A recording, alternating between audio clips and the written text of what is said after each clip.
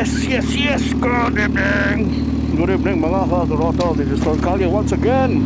Now reporting on 97.9 Win Radio. Bali tapos natin ihatid si ma'am. Ay si sir pala. Si sir.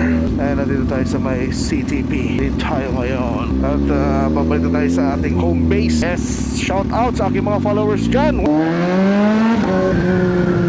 So ngayon, ang tinatakbo na ng gulong natin dito sa aking likod is natakbo na siya na 10,500 kilometers. Yes.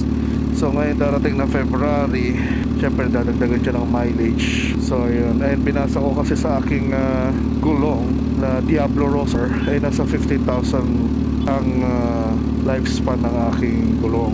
Although makapal pa naman siya, medyo pudpud lang sa may bandang gawing kaliwa kasi medyo malalim ako mag-banking sa kaliwa. So anyways, ngayon ay nakapasak tong gulong ko, so baka ipa-vulcanize ko siya tomorrow. And medyo may kamahalan, so yun lang, rekta lang. Hindi kasi ako pwede maglagay ng sealant sa aking gulong dala ng pagka masyado akong mabilis, nagwa-wobble siya. Alam mo naman, syempre medyo ano kuya, di kaya medyo may kabilisan tayo magmaneho. Minsan lang naman, hindi naman parate, pero yun nga.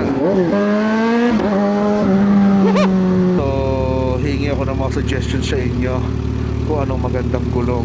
Parang gusto ko na magpalit from Pirelli, pero ang napupusuan ko talaga na gulong is Michelin.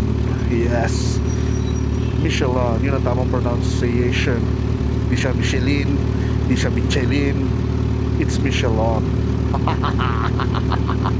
So may bagong kaalaman na naman ang aking mga katrotol. Alright, hindi ko alam anong bilis ko nakatakip. Namiss ko rin yung mga numerals ng aking speedometer. Pero alam niyo naman, marami tayong mga nagmamahal na basher sa atin. Okay, wing!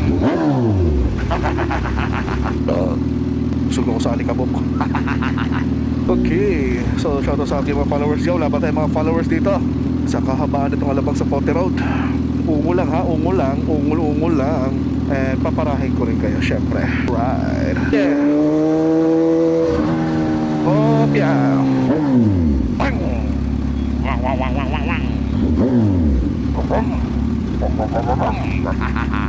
Ah! Sabi dyan! Ah!